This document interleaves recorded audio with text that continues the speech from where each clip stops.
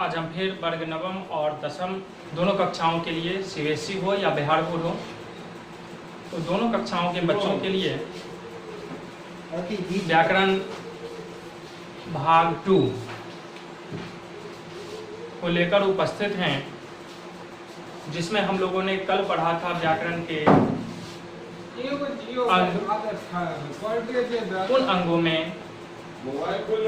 सबसे पहला अंग हम लोगों ने पढ़ा था वर्ण विचार। तो आज व्याकरण भाग 2 में हम उपस्थित होंगे वर्ण विचार को लेकर। आखिर वर्ण किसे कहते हैं? तो वर्ण विचार की पहली कड़ी में हम लोग आवे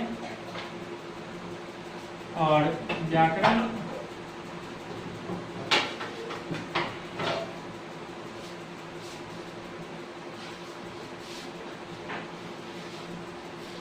भाग 2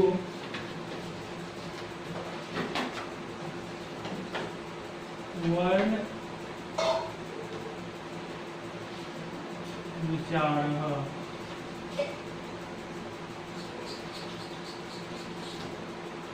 तो आज हम वर्ण विचार को लेकर उपस्थित हैं और वर्ण विचार की कक्षा में हम वर्ण के बारे में पढ़ेंगे। सबसे पहले हम यहाँ लिखते हैं वर्ण विचार। ठीक है, वर्ण विचार की इस कक्षा में हम कहते हैं, यदि इसका डेफिनेशन लिया जाए तो सिंपल सा डेफिनेशन कहता है कि शब्द की वह सार्थक मूल ध्वनि जिसका हम खंड या टुकड़ा नहीं कर सकते वर्ण कहलाते हैं। लेकिन हम आगे जब इसमें आगे बढ़ते हैं तो हम कहेंगे कि पद या शब्द के उस सबसे छोटे अंश जिसका हम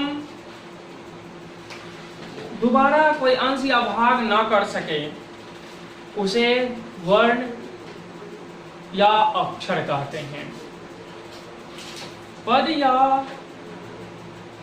शब्द के वह अंश, ठीक है, पद या शब्द के वह अंश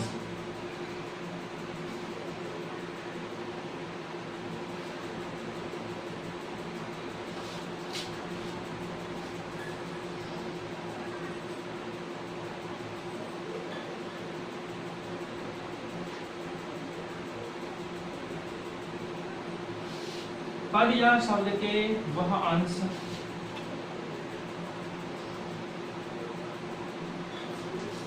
जिसका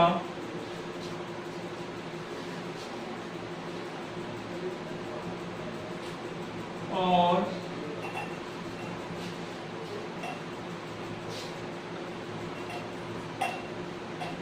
अंश या भाग,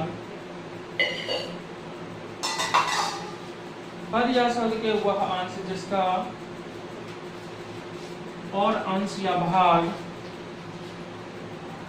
न हो सके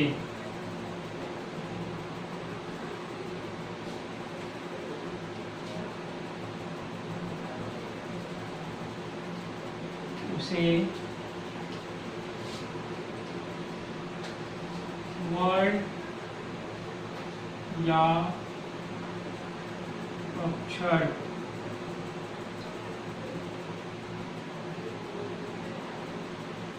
कहते हैं। अक्षर की परिभाषा है नाक्षरम इति अक्षरम, अर्थात वर्ण का जब हम दोबारा टुकड़ा नहीं करते, वर्ण दो भाग में टूट जाता है, लेकिन अक्षर का फिर दोबारा टुकड़ा नहीं होता। तो संस्कृत में कहा गया नाक्षरम अक्षरम, नाक्षरम जिसका फिर छत ना हो, जिसका टुकड़ा ना हो, वही अक्षर कहलाता है। लेकिन वर्ण दो भाग में बढ़ते हैं।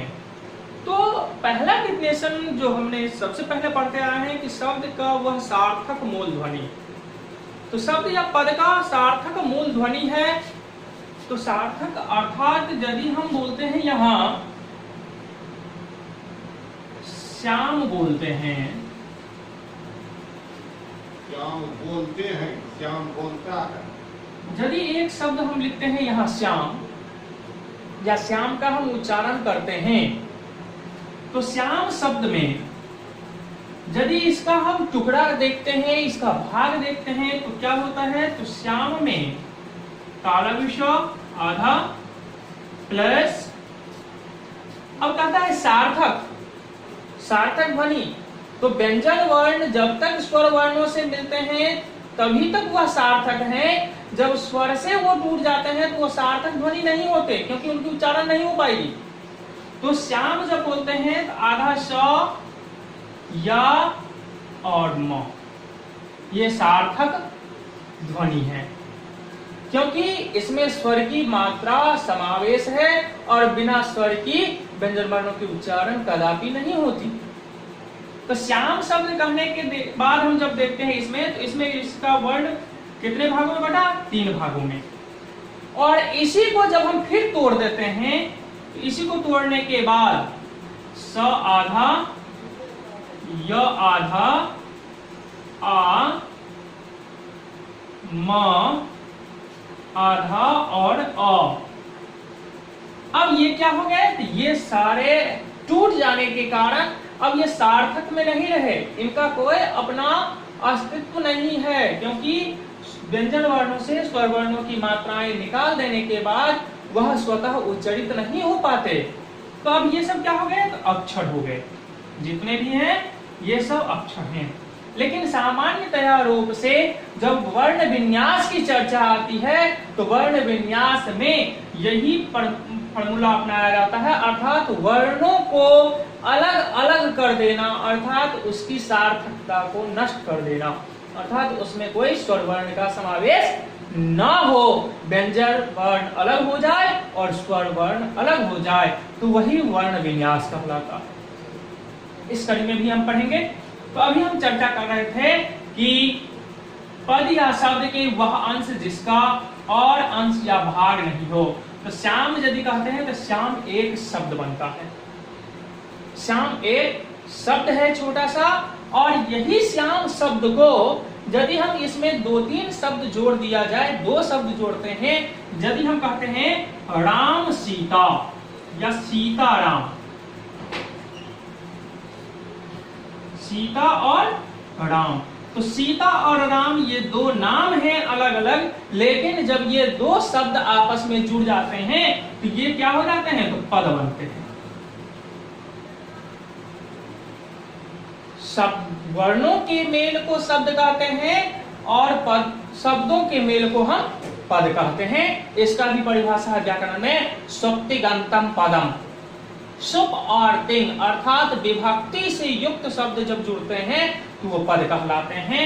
तो सीता और राम, तो सीता राम जब हम बोलते हैं तो ये पद हो गए। तो आपका पहले का रखा है पद या शब्द, तो शब्द के बारे में मैंने बताया, शब्द का वर्ण विन्यास। अब पद का जब हम करते हैं तो पद का वर्ण विन्यास क्या हो जाएगा? तो सबसे पहले सी ता रा म, ये वर्ण विन्यास इसका नहीं, ये वर्ण जो है इस पद का जो है वो हम यहाँ से इसका टुकड़ा किए और टुकड़ा करने के बाद ये भाग अंश निकाला गया उसको। अब इसका जब सीताराम इस पद को जब हम वर्ण विन्यास करेंगे तो वर्ण विन्यास में क्या हो जाएगा?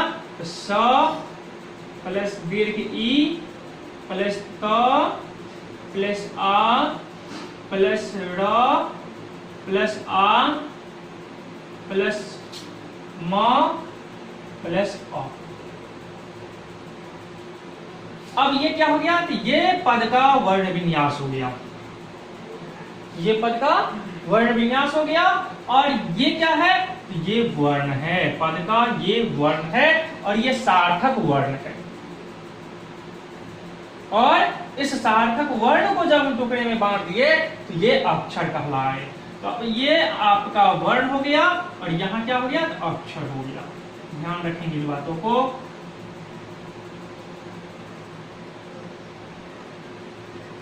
अक्षर हो गया ये। तो मैं आशा करता हूं कि आप लोगों को जो है अक्षर और वर्ड ये दोनों आप लोगों को समझ में आ गए होंगे। अगले दिन हम चर्चा करेंगे इसी कड़ी में व्याकरण के साथ वर्ण के भेद। तो वर्ण के भेद में हम लोग आगे पढ़ेंगे।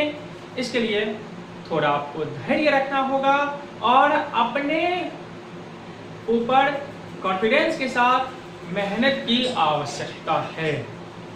किसान खेत से जब सरसों काट कर ले आता है, उसी सरसों के कुछ दाने काटते वक्त खेत में गिर जाते हैं। उस दानों को क्या करती है तो धरती अपने आंचल में छुपाकर और संजोए रखती है।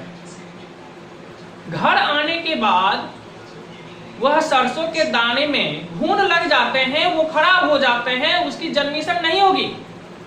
लेकिन वही खेत में जो उस समय का झड़ा हुआ सरसों का बीज, गिरा हुआ सरसों का बीज जब अपने समय को पाता है तो वह धरती से क्या होता है, अंकुरित हो उठता है। तो हम सबों के अंदर वह बीज मौजूद है, लेकिन उस बीज को क्या करना होगा, अंकुरित करना होगा। और उस बीज को अंकुरित करने के लिए हम आपके सामने उपस्थित होते रहेंगे।